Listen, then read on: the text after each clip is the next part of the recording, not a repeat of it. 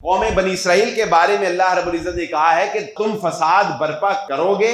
और फिर तुम्हें मार पड़ेगी, फिर उरूज मिलेगा, फिर मार पड़ेगी, 2 दफा तुम्हें मार पड़ेगी। बाज़ मुफस्सिरीन ने इस आयत को और हदीस को